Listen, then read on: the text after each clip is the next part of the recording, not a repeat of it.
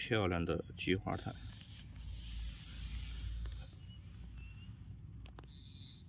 大家好啊，我是明哥。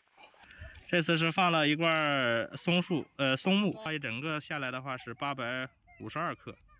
回头烧成炭了以后再记录一下，看看到底清了多少，能产生多少克的木炭。把这个盖子盖起来，装好了以后就把它放到这个外壳里头。这个放下去以后几乎就不去动它了。然后这个口我也挖大了，因为上次也是因为冒烟的原因，我怀疑是口会比较小，空隙太小了，所以说我这次也把它弄大了。那么下面我就是直接点火试烧，这次就用这种松针来点。3、2、1。狼烟起，江山北望，龙骑卷马，长嘶剑气如霜。心似黄河水茫茫，20年纵横间，谁能相抗？恨与狂，肠道所向，多少手足忠魂埋骨他乡。可惜百死保家国，任叹息更无语，血泪满眶。起床了，这个昨天晚上后来烧到最后，就是它也可以自己烧自己了的时候，我就没管它了，因为那个时候天已经黑了，所以说也没倒出来啊。今天早上早点起来过来看看这个效果如何。我一直在惦记这里边这个炭，每次回到老家就是舍不得多睡一会儿，总感觉睡觉就是浪费时间，每次都是早就起来了。这是里边的炭罐，哎呀，这个看看那铁皮这种东西烧完了以后还是不能沾水，这哪怕是早上起来的露水都是这么重。这种松木的木材成炭率大概有多少？看这个我倒挺好奇的。这种铁皮罐子就是螺丝打几次它就没有，失去了它那个螺纹的那个什么了，就滑牙。所以说烧几次的话就可能要换个眼儿。哇，菊花炭呢？这是松木成炭效果。哇塞，竟然是真的是菊花炭呢！哦，对了，我忘记了，我要先称。我来称一下它的分量，看少了多少。昨天是800多克，我记得，应该是339克。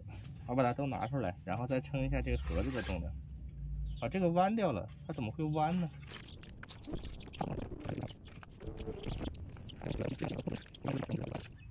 然后我再称一下这个铁皮罐子有多重。164克，164克，再减去，这怎么算？回头再算吧，先不管它了。到最后是接了这么多的水，还有里边有木胶油，我打开看一下，这里边应该全部都是水。黑颜色的是木胶油，在底部有木胶油，但是这种比较类似于透明的这个应该是水啊。松树裂解的话会有松节油产生，但是我这种方法估计是够呛，很难把它收集起来。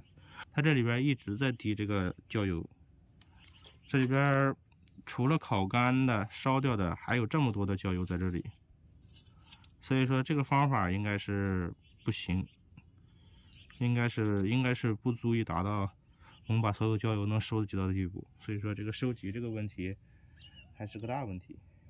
这里的水倒是收集了不少，这个应该是水，我来点一下看能不能点得着。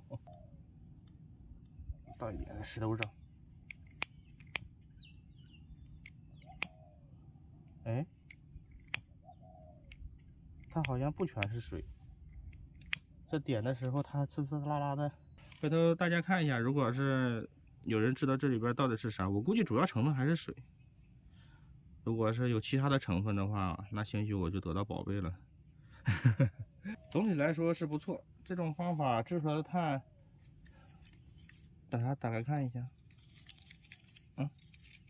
是肯定是完全碳化的。经过我之前多次的经验来讲，这个肯定是完全碳化的，而且粗的这种已经形成了这种菊花炭的效果。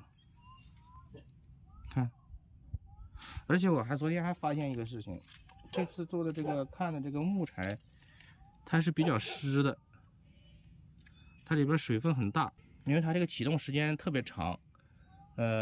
我估计是能达到了20分钟才把它正常启动起来。像以前的话，我做那个樟树炭的话，很快它就启动了。但是这次我费了很大的劲，所以说刨去这个就是树种的可能性，估计还是这里边的湿度比较大。